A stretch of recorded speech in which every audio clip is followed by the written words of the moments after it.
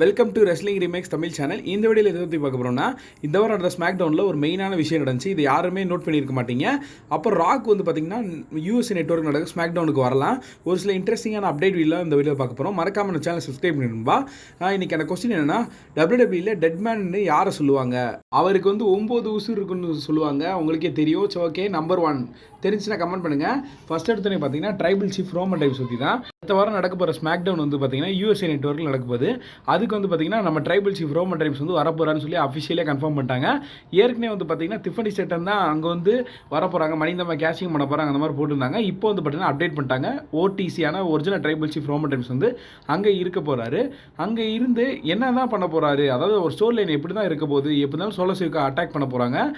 இந்த வாரம் இந்த ஸ்மாக் டவுன் தான் வெறித்தனமாக இருந்துச்சு. இந்த வாரம் ஸ்மாக் டவுன் ஃபஸ்ட்டு நம்ம என்னன்னு பார்த்துக்குவோம்.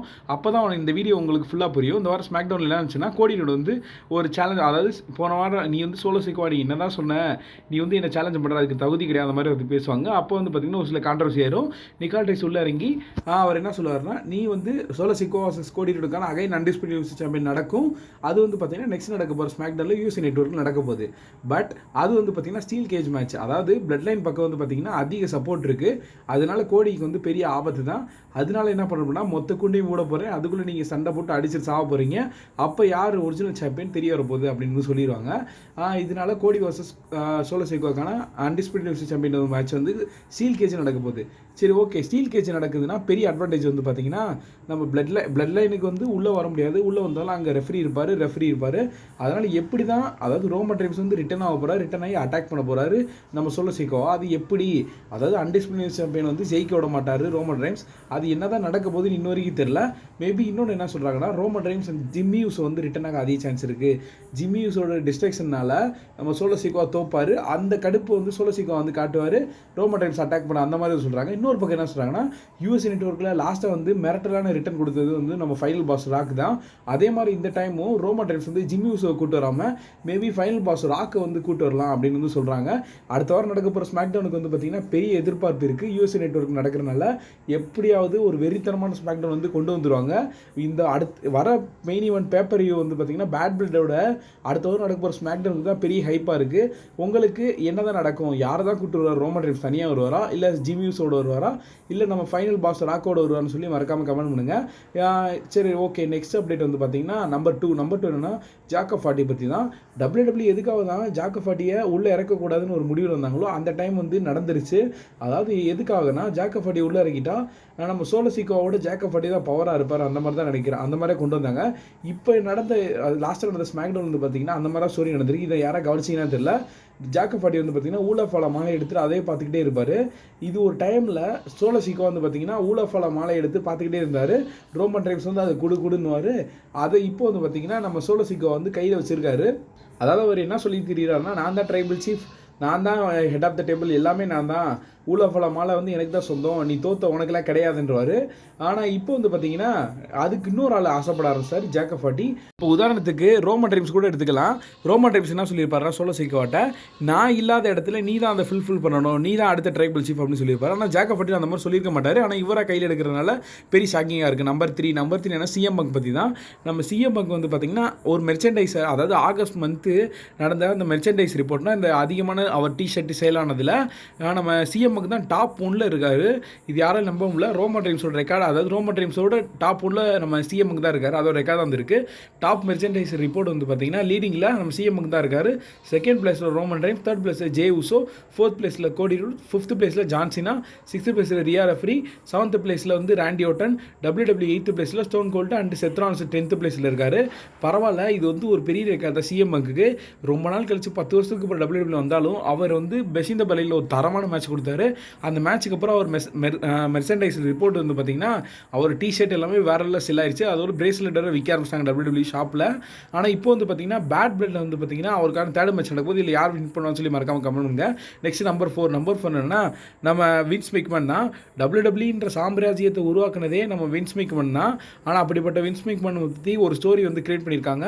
நெட்ஃப்ளிக்ஸில் ரா வரனால அது வந்து பார்த்தீங்கன்னா மெயின் டாக்குமெண்ட்ரியாக வந்து ஒரு 7 எபிசோடாக சீரீஸாக வந்து உருவாக்கிட்டு இருக்காங்க. அது வந்து உருவாக்கி முடிச்சிட்டாங்க, டெலிகாஸ்ட் ஆயிடுச்சு. ஃபைனல் சீரிஸ் வந்து பார்த்தீங்கன்னா எதை நோக்கி இருக்க போகுதுன்னா 2002லேருந்து பார்த்தீங்கன்னா 2022லேருந்து பார்த்தீங்கன்னா 24க்குள்ளே நடந்த மூமெண்ட்டை தான் இப்போதைக்கு வந்து WWE உருவாக்கியிருக்காங்க ஃபைனல் எபிசோடாக. இந்த எபிசோடோட நெட்ஃப்ளிக்ஸ்லேயே அவைலபிளாக இருக்குது, கன்ஃபார்ம் டவுன்லோட் பண்ணி பாருங்கள். உண்மையிலே நல்லா இருக்குது. அந்த ட்ரெய்லர் வந்து நான் பார்த்தேன், உண்மையில் நல்லா இருந்துச்சு. அதாவது நம்ம வின்ஸ் மெக்மஹனோட ஸ்டோரி ஸ்டார்ட் டு எண்டு எப்படி இருக்குமோ அந்த ஸ்டோரியை தான் அதை வந்து நம்ம சொல்லியிருக்காங்க. ஆனால் உண்மையிலே WWE உருவாகிறதுக்கு காரணம் John Cena, Rock, Roman Reigns and tribal chief இப்படிலாம் உருவாக்க காரணமே வின்ஸ் மெக்மஹன் தான். என்ன இருந்தாலும் அவரை வந்து நம்ம மறக்கவே கூடாது. என்னதான் ட்ரிபிள் ஹெச் வந்து நான் ஸ்டோரி எழுதினாலும் வின்ஸ் மெக்மஹன் நம்ம மறக்கவே கூடாது. வின்ஸ் மெக்மஹனுக்கு ஒரு சல்யூட் தான்ப்பா. தேங்க்யூ. சரி, ஓகே. நெக்ஸ்ட் நம்பர் 5 என்னன்னா லாஸ்ட் நடந்த, அதாவது இன்றைக்கி நடந்த ஸ்மாக் டவுனில் Kevin Owens and Austin Theory and Grayson வாலருக்கான ஒரு ட்ரிபிள் ட்ரீட் மேட்ச் நடக்கும். இந்த மேட்ச் வந்து பார்த்தீங்கன்னா ட்ரிபிள் ட்ரீட்டே கிடையாது, ஒரு ஹேண்டிகேப் மேட்ச் தான். கெவின் ஓவன்ஸ் வந்து ஆஸ்டின் தியரி அண்ட் கிரேசன் வாலர் ரெண்டு பேருமே சேர்ந்து நம்ம கெவின் ஓவன்ஸ் அட்டாக் பண்ணுவாங்க. ஆனால் அட்டாக் பண்ண முடியாது. கெவின் ஓவன்ஸ் பார்த்தீங்கன்னா அப்படியே அடித்து துவச்சி ஸ்மாஷ் பண்ணி விட்டுருவாரு. கெவின் ஓவன்ஸ் வந்து ஒன் மேன் அரேன்னு அந்த இடத்துல நிறுவிச்சிட்டாரு. கெவின் ஓவன்ஸ் வந்து பார்த்தீங்கன்னா அந்த மேட்ச் வந்து ஈஸியாக முடிச்சு விட்ருவாரு. ஈஸியாக கொஞ்சம் கஷ்டப்பட்டு தான் முடிப்பார். கிரேசன் வாலர் வந்து பார்த்தீங்கன்னா அப்பப்போ அவர் ஒரு டிஸ்ட்ரக்ஷன் பண்ணுவார் ஆஸ்டின் தியரி கிட்ட. கடைசியில் எப்படியோ நம்ம ஸ்டன்னர் முடிச்சு இந்த மேட்ச் வந்து வின் பண்ணிடுவார். இந்த மேட்ச் வின் பண்ணக்கப்புறம் தான் கான்ட்ரவர்சி நடக்கும். நம்ம ரெண்டு பேருமே சேர்ந்து நம்ம கெவின் ஓவன்ஸ் அட்டாக் பண்ணுவோம் அப்படின்னு சொல்லி கிரேசன் வாலர் ஆஸ்டின் தியரி சேர்ந்து அட்டாக் பண்ணிடுவாங்க. பண்ணக்கப்புறம் வந்து பார்த்தீங்கன்னா இப்போதைக்கு என்ன தெரியுதுன்னா ஒரு யூஎஸ்ஏ நெட்வொர்க்கில் ஒரு மேட்ச் கன்ஃபார்ம் பண்ணிடுறாங்க. Austin theory Grayson வாலர் versus Kevin Owens and another ஒரு சூப்பர் ஸ்டார் யாருன்னே தெரியும். ஏற்கனவே வந்து கன்ஃபார்ம் பண்ணிட்டாங்க. வெசிந்த பெர்லினுக்கு அப்புறமே இந்த நியூஸ் வந்துருச்சு. September 13 Cody Rhodes and Brady, Roman Reigns and Cody ரூடெல்லாம் இருக்க போகிறாங்கன்னு இதிலே தெரியுதா. ராண்டி வந்து இருக்காருண்டு.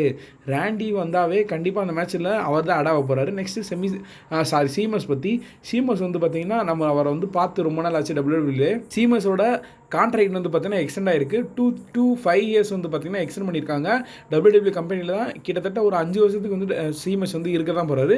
சீமஸோட பெஸ்ட் ரைவல்ரி பார்த்தீங்கன்னா சீமஸ் வர்சஸ் குந்தர் தான். இந்த மேட்ச்சை நம்ம மறக்கவே மாட்டேன். கேஷ் ஆஃப் த கேஸ்டில் வந்து பார்த்தீங்கன்னா ரெண்டு பேருமே சாப் கொடுத்து செதற விட்டுருவாங்க. சீமஸுக்கு நெஞ்சிலேருந்து ரத்தமே வரும். அந்த மூமெண்ட்டை நீங்கள் கண்டிப்பாக மிஸ் பண்ணிடுறாங்க. திருப்பி கூட அந்த மேட்ச்சை பாருங்கள். அது உண்மையாக அது வேறு லெவலான மேட்ச்சு. சீமஸுக்கு அதை பிடிச்ச மேட்ச்னா எனக்கு அதான். உங்களுக்கு எதுவும் சொல்லி மறக்காமல் கமெண்ட் பண்ணுங்கள். நெக்ஸ்ட் ஃபைனல் அப்படியே number 6 Roman Reigns and Paul ஹியூமனோட ரீயூனியன் தான். அதாவது என்னன்னா கடைசியாக ரெசல்மனியால Roman Reigns and Paul Heyman கட்டி பிடிச்சி அதை அழுவாங்க அந்த சாம்பியன் போனதுக்கப்புறமா. அதுக்கப்புறமா Roman Reigns and Paul Heyman வந்து பார்த்தீங்கன்னா சம்மர் ஸ்லாம்லேருந்து ஒன்றா வருவாங்க. அதை வந்து ஃபுட்டேஜ் ஃபோட்டோ எடுத்திருப்பாங்க. அது கூடி சீக்கிரத்தில் WWE அஃபிஷியலாக டெலீட் பண்ணி விட்டாங்க. அது காரணம் என்னென்னா அது ஒரு ரீசன் இருக்குது. சரி, இதுக்கப்புறம் பார்த்தீங்கன்னா இந்த ஒரு மீட்டிங்கில் தான் ஒன்று சேர்ந்துருக்காங்க. ரெண்டு பேருமே ரீயூனியன் பண்ணி நம்ம பால் ஹியூமனும் பார்த்தீங்கன்னா ரோமன் ரெய்ன்ஸை பற்றி பெருமையாக தான் பேசியிருப்பார். அந்த வீடியோ வந்து பார்க்கலைன்னா மறக்காமல் சேனலை செக் பண்ணி பாருங்கள். ஃபுல் வீடியோ பார்க்கணும்னா ரெஸ்லிங் என்பா சேனலில் போய் மிஸ் பண்ணி பாருங்கள். வேறு லெவலாக இருக்குது. அவர் தரமாக சொல்லியிருக்காரு. ஒவ்வொரு மூமெண்ட்டையுமே கரெக்டாக தமிழில் ப்ரொனன்சியேஷன் பண்ணியிருக்காரு. வேறு லெவலாக. ஸோ ஓகே, ஐ ஹோப் இந்த வீடியோ பிடிச்சிருச்சுன்னா லைக் பண்ணி நம்ம சேனலை சப்ஸ்கிரைப் பண்ணுவா. See my next video. Thank you for watching. அதாவது சூப்பர் ஸ்டாரை பற்றி அப்டேட் வீடியோ வேணும்னா மறக்காமல் கமெண்ட் பண்ணுங்கள். தேங்க்யூ.